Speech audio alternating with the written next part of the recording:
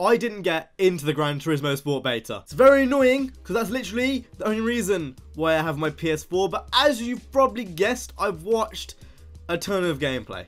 I've watched too much gameplay, you know. When the beta first came out, I was just on it completely, watching live streams on Twitch, you know, watching actual gameplay videos up on YouTube. I've been following the beta pretty seriously. So with that being said, I'm gonna give my third-party opinion without actually playing the game on what I've seen with Gran Turismo Sport so far. I obviously can't, you know, comment on the physics. I can't talk about the physics at all. I can't really talk about the way the game plays, but I can talk about the actual content from a subjective standpoint and what's actually in the game. So obviously, this is still a beta. It's not the full game.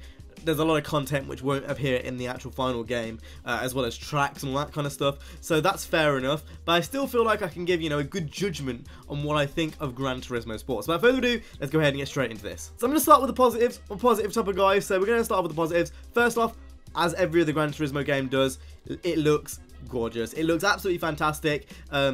It's kind of to be expected. It's a PS4 exclusive. Polyphony have had a track record of making all their games look nice, and Gran Turismo Sport is no different. Haven't tried it on VR, but I imagine the VR experience is probably ridiculous.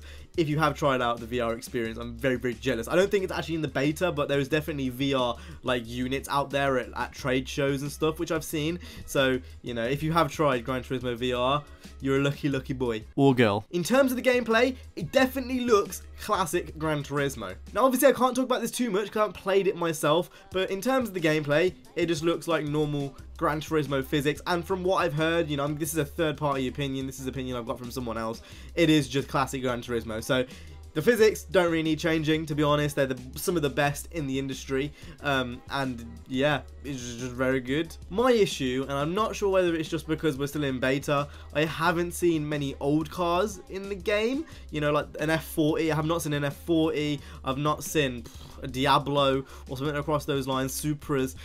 Big problem for me. I feel like if I'm going to buy Gran Turismo 4, I'm going to buy it regardless, but it would be nice for it to have some old cars. At the moment, I've only seen, you know, like 2010 onwards, you know, relatively new cars. I think the oldest car I've seen is an SLS maybe, or maybe like an Evo.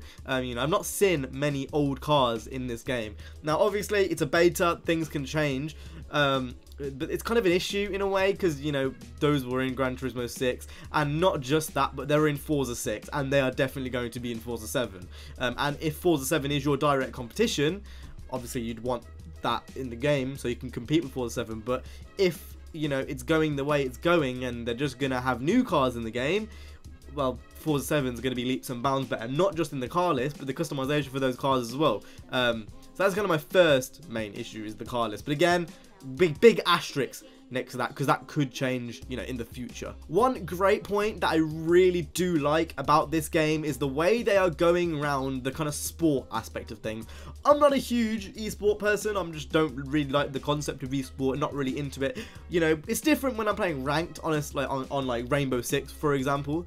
But in terms of actual esports and focusing on actual esports, I don't really care, because I have no interest in watching esports, nor am I an esports player, so it doesn't really make sense for me to be interested. But I do like how they've done the competitive side of Gran Turismo Sport. I thought it was going to be really heavy on the esports side of things, you know, really heavy on the professional side of things, but it's really not that bad. I do like how they've done it. I'm still like on the whole competitive mode there is in the career mode. Obviously this is in the actual game, not in the beta, as far as I'm aware. I'm still a bit on that, you know. I think it is still taking itself a bit too seriously, because in the end of the day, it's a video game. But I've got to say, I do like the way the multiplayer, you know, lobbies are structured, the time attack way is structured, the way the game, you know, kind of forces you to get a better time, or encourages you to get a better time each time you go out on the track. Really, really like the way they've done that. You know, everything from, you know, the actual leaderboard system itself, you know, the way that, you know, it tells you when to brake on the screen, stuff like that, little assistance markers are really, really cool. Every Gran Turismo game I've played it without traction control and without STM. So obviously I would try that in sport. But I've heard a lot of people have been using traction control, and I've heard that traction control is actually a lot improved, you know, compared to the start of the beta. So those are interesting things to note on. Also, similar to other Gran Turismo games, I've heard that it's very good with a controller, and that's something which is very, very, very important for a console game. Forza nails it, you know, old Gran Turismo games nailed it. Project Cars, not really. You know, if you're going to go on console, a controller is almost a must. So the fact that they've kind of done that well is a good thing. My main issues with the game really are just like longevity based, you know, car list based. These are things which aren't actually in the beta itself. In terms of everything they've shown in the beta, it's incredibly safe. You know, a lot of the cars they've shown off, a lot of the tracks they've shown off, a lot of the modes they've shown off. Very, very safe. But I don't mind that. You know, I don't mind the fact that they've taken the safe option in this, because, you know, as long as the game, you know, sticks to, you know, relative Gran Turismo principles, it's going to be a good game. I just do hope that, you know, they did take a little chance in the actual game itself. I'm hoping that, you know, the online component, you know, the sport component of this game isn't the only component. I'm hoping it's not the only thing which makes this game, because Forza, you know, over in the Microsoft camp, they're also doing a very good job with esports. They've recently just, you know, signed a deal with Porsche about, you know, sponsoring their esports league.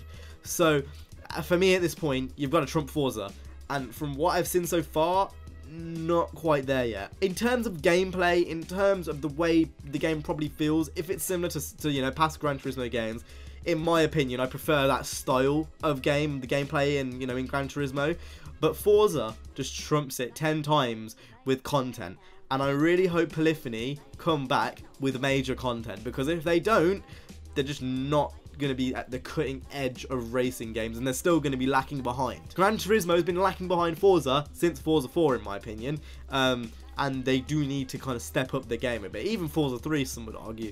So I'm just hoping that the content's there, and the gameplay, you know, stays there as well. But I have no doubt the gameplay will be good. It's just whether the content's going to be good. You know, they've got the sponsorships, they've got the name. Gran Turismo is a household name, so I'm just hoping, you know, that everything's okay, and that I get into the fucking beta soon. But anyway, that's it from me. Again, I can't really comment too much on it because I haven't played it yet, but I just kind of wanted to give an opinion, you know, outside, how it looks from the outside looking in to the beta, because I have been following it, believe it or not. So that's just generally what I think. But anyway, if you guys enjoyed this video, if you did, make sure to go ahead and hit the like, subscribe. I'll see you guys in the next one. You guys have been awesome. Stay safe and peace.